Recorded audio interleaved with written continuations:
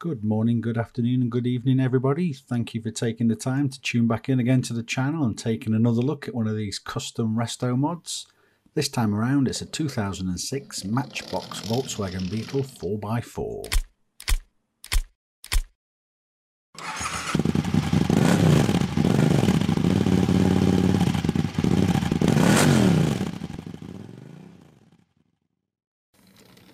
Well, here we have yet again another wonky wheeled die-cast car. I think we've all over the years had, or those who have played with them as a kid have always had ones where the axles have bent, and this one's no exception. This one is a 2006 car, so it wasn't something I played with as a kid, and I can't quite recall how I've gained this one. Over the years, being into the hobby, I've had friends and colleagues in the past that have come across them in the loft, and they've said, here, do you want some of these to restore and all the rest of it. So I suspect it's one of them that I've gained along.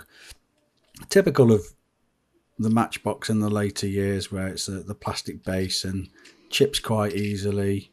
Not as good as the all metal ones from a kid that I had, but nevertheless they are still pleasing to the eye. There's that many different Beetles I've got from different brands, not just Matchbox, but sooner or later I'm going to get round to doing all of them. It's just, where do you start? Now I've got another theme running, like I've done with the Back to the Future cars and my Team Castrol motor cars. There is something else which, obviously if you've seen the thumbnail now on this, it has all become apparent, but it's fairly obvious as to where we're going to go with this one, I think, if you've seen some of my other videos. Getting on with the drilling process, it is a straightforward operation. There is a tutorial on that if you want to go and take a look in my other videos. And once you strip it apart, this is the bit that I like doing, seeing what's hidden there underneath that you don't necessarily always spot. Fairly basic, no steering wheel as per usual on some of these Matchbox. Nice little chassis though, some nice little detail that'll come up nice as we go along, and again the engine on the back. As always, the bits that stick up, the exhaust tailpipes and what have you, start to bend and often snap off as you muck around with them. But we can straighten that up and clean it up later on. I'm not going to go massively over the top like I have in some of my other videos on this one. And I'm not necessarily doing this one for speed, but because I always tend to use the same process in a lot of my videos, I'm stripping the paint, and this time I'm just going to use the Nitromorse, which says it takes 15 minutes. It does, but then you have to dab it back on again if you left it on too long, because it starts to dry out and practically stick back down again. So here's the obvious route that I'm taking with this now. Another one of my little passions as a younger lad and going into my teens and into some of my adulthood was RC cars as well. So I think a lot of people that are into diecasts have probably got the same interests in this and are familiar with the Tamiya cars. The Monster Beetle was a great car. They've re-released it again. They may have re-released it twice. I can't quite recall. I can't keep up with them now. They're doing a good ways of reinventing themselves, but I want to try and not necessarily replicate it exactly, go into all the fine details, but get it halfway there if you like. And part of that is this front bumper. Looks a little bit out of scale, or a little bit clumsy on the front, so I want to try and replicate the sort of plastic nudge bar bumper that the Tamiya ones had. So I'll quickly remove the front part of this Matchbox chassis and clean it up a little bit once I've hacksawed it off. It's a funny type of plastic. If you try and sand it or smooth it, it just tends to rough up like they do when you play with them, really. So by using a sharp knife, it tends to make it that bit smoother. And how I'm going to do this bumper is I'm going to use some wire I can't quite recall a game where I've had all these. I hoard that much stuff, whether it's for DIY projects or for modelling projects, to be perfectly honest. And I don't know where I've got this wire from, but it's a little bit thicker than paper clips. Bends really easy, solders really easy, and it's absolutely spot on for what I want to use on this bumper. So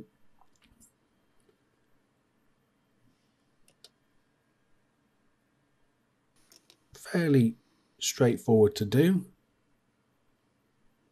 There's no method that I'm using in this other than bending it, offering it up to the chassis with and without the body on, just to line it all up and see where we're going with it.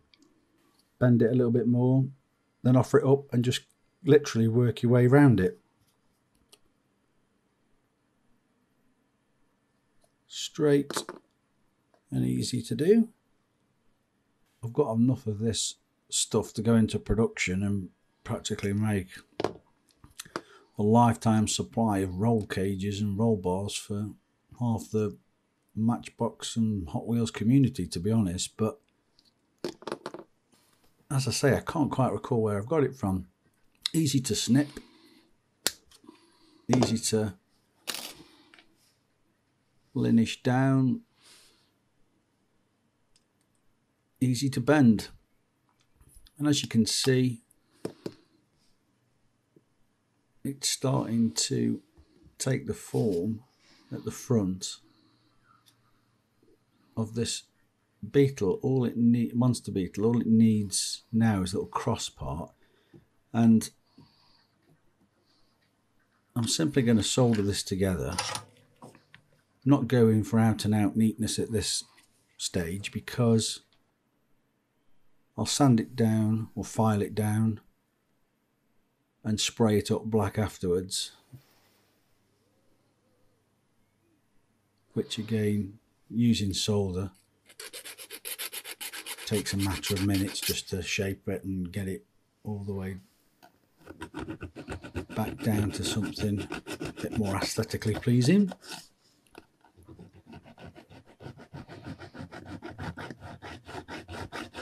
It's probably the quickest car I've ever restored and put together, to be honest. This one is. I don't know, 80% of the car was already there in the original casting with the engine at the back. It was just a couple more little enhancements that I wanted to add to change it into this Monster Beetle replica, and I'm going to continue that on now by doing the little spotlights at the front, pulling out my favourite modelling aid, the Styrene again. I'm going to make a small little plate which will sandwich between the body and the chassis, and by simply cutting a little section to size and sticking a hole and just keep reaming that hole bigger and bigger so the post pretty much sits through the hole. It'll locate when you start to put it all back together and screw it all in one piece later on.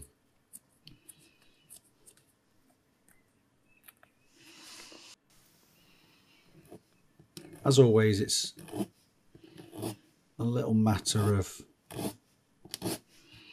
offering things up and making sure it all starts to sit in nice. It sort of overhangs a little bit wider than the nose of the car at this stage, so I'm just going to quickly work around it and just trim it in a little bit more, and then get on to the little mounts of these spotlights now. These bits are a little bit intricate, but all in all, probably only took about 5 minutes, not long at all. If you've got a steady hand and a massive set of glasses like I've got, we're doing these little bits, it's not that big a problem. The key really on these finer parts is to don't be tempted to keep moving it around once you've got that first, well, lined it up straight and stuck it down first time. It's best just to leave it be, and don't be tempted, like I was about to then, to start wobbling it around, because once you've moved it, it's a bit of a pain and it never goes back again. And it's sometimes better just to start all over again. But here, now we've got something a little bit better, resembling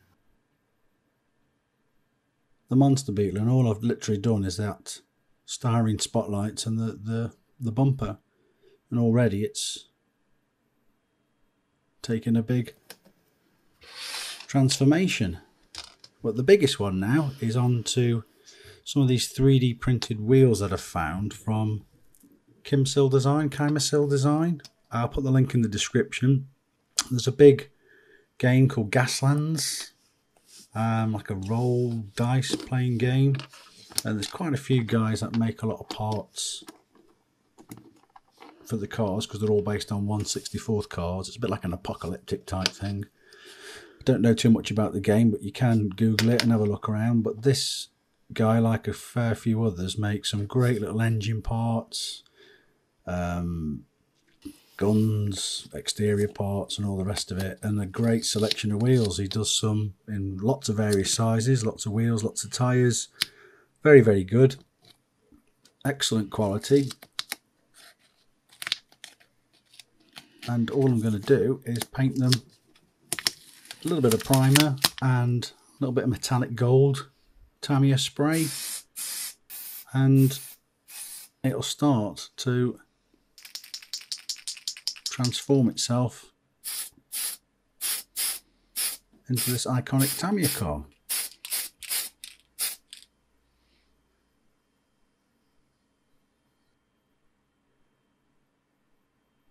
Whilst I let it all dry, you have to paint the tyres as well, obviously, with it being the 3D printed stuff. I'm just going to quickly move on and sort out this steering wheel issue. With tube, when you're cutting the styrene, I've got that little chop it board, but if you do that with a lot of the tube stuff, it tends to collapse. So just by rolling it in a sharp blade, you tend to get a cleaner cut without deforming them.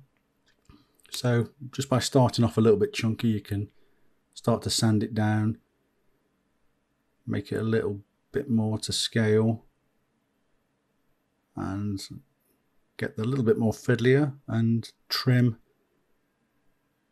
the center section, something like that. And rather than stick it in, I'm just going to add a little hole and just push it through, and then use some of the mech solution just to melt it all together rather than gluing it this time. Seems to work okay. That's it, just dab it on the rear of it and on the front part of the column where it goes through the dash.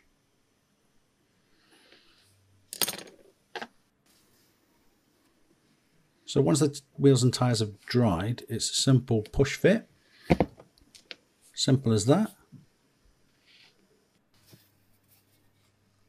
And they don't come with axles, so again, I'm just made a pair of them out of this metal wire that I've got.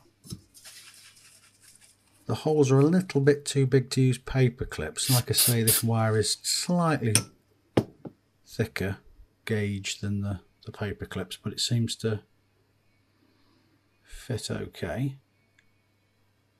And a little bit of spray activator I put on after I've done the glue, because it takes the moisture out of it and just dries it and hardens it a lot quicker. Now on to the engine. The only thing I'm going to do with this is just drill a little hole in the tip of the tailpipe, just to add a little bit of realism to it, just to make it look like an exhaust pipe than just a solid piece of bar coming out of the top. And working around it, really, now it's just a little bit of painting here and there, just to make everything pop up. Starting off with these spotlights that I've already primed and painted black. I've gone for, try to match the interior to the body colour, if you like, and then just finish off by going back round and doing inner arches and seats and dashboards and whatnot. And again on the engine, just add a little bit more details in some of the areas just to make it pop out a little bit.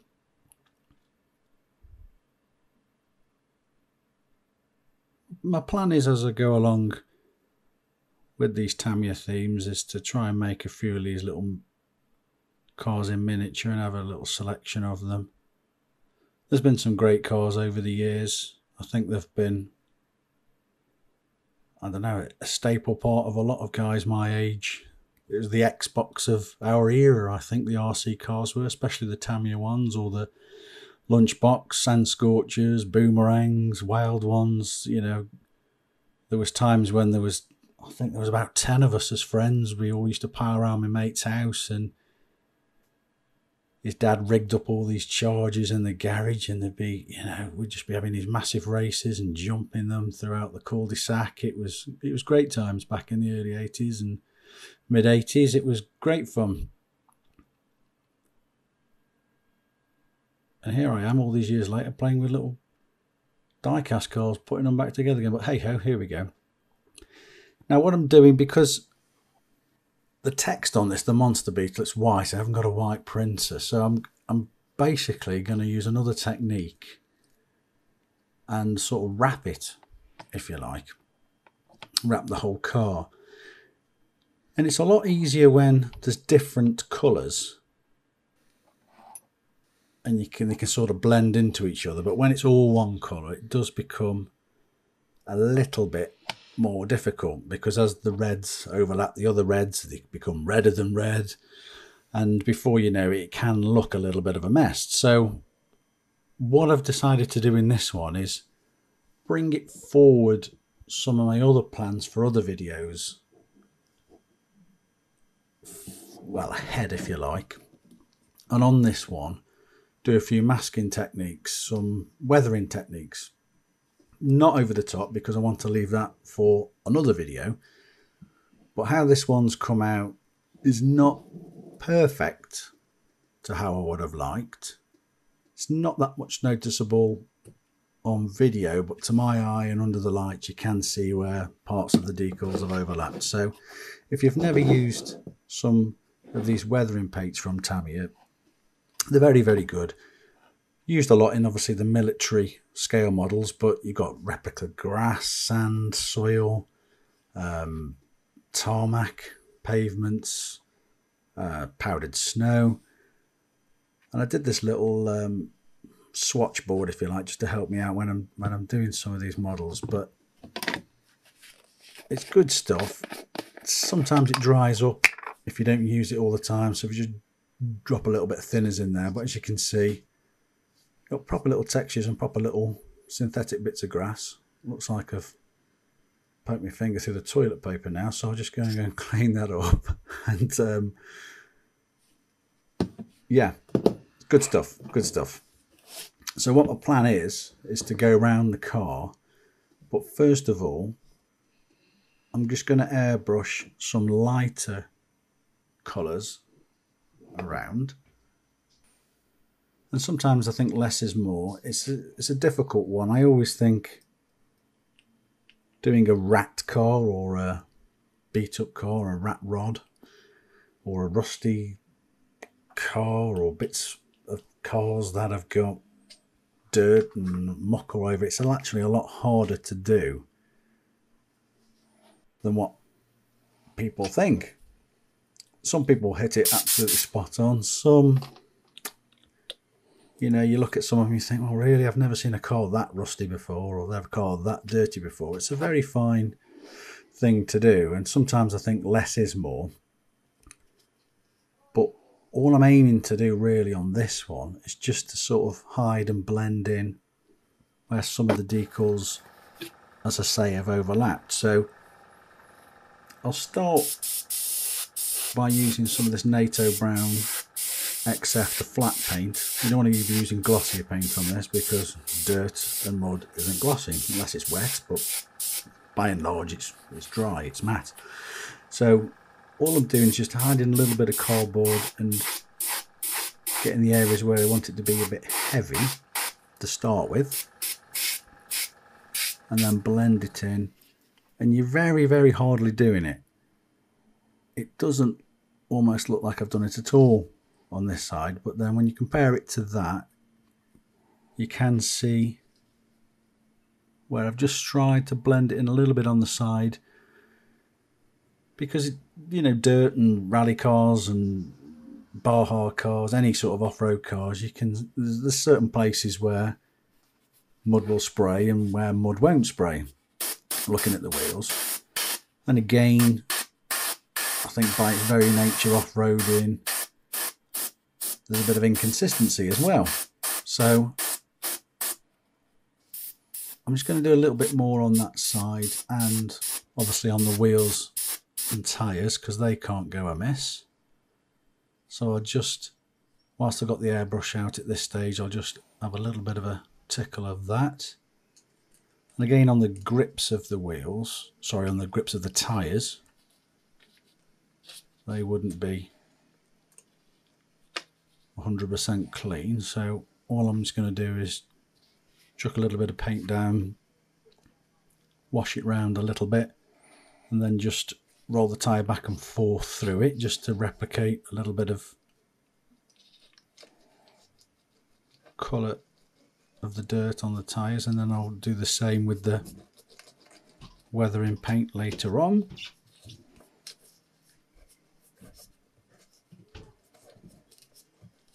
But they really are good little wheels and tyres, this guy. Like I say, I'll put these in the description. You must go and check them out. They're very good price. Again, I've bought these items. People aren't sending me. No way I've got any allegiance to them. It's just what I found, so I'll pass on good recommendations as I think they should do.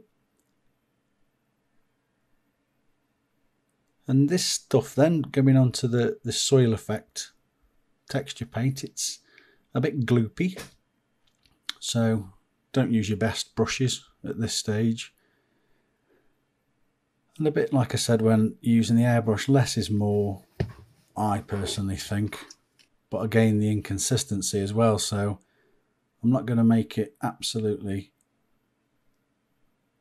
symmetrical, so I'm just going to add a little bit to this front wing and then a little bit across this roof area here, as if it's had, I don't know, a bit of a up on two wheels moment, and just ground it down into a ditch or something like that. The good stuff about this paint is, though, with it not being, it's called textured paint, but it's very dry by its nature anyway. So when you do these little streaks, it does look like, you know, the air has dragged bits of the mud across the roof. So it gives it a really good, even at this scale, it's even better when you're using it on sort of 1/24 scale cars. It's amazing, but even on this little scale, you can see it. It does, you know, does its duty. It does well. And again, on the back of the engine, underneath, bits of that mud under the side of it. So let's put it all together now and remind us what it originally looked like. It was by far one of the quickest cars I've ever put together, this is. I could have gone really overboard and done the little yellow CVA shocks, but again with that, from one of my older videos, I sort of give you a glimpse into a little working suspension, which would ended up falling into this category, but I didn't want to put it on this car. I've got that planned for something else, my working suspension. So here is my little take on a mild Monster Beetle with sort of replica wheels, replica bumper, spotlights, Again, going in with this little Tamiya theme from the drag scorcher that I've made in a previous video. Turned out okay. Well, you know, I've done a little windscreen wiper rake on the windscreen there where the dirt would have pushed out of the way of it all. Not massively over top on any other details, but I'm pleased with it. It's okay. It will fall in line with the other projects from the Tamiya Matchbox Sideways King stable I've got planned for later on anyway. So hope you all like this one. As always, thanks for all your comments, thanks for all your likes, your subscriptions. Please, if you do watch these and you don't subscribe, I'd appreciate it if you would. It means the world. Until next time, all the best everybody.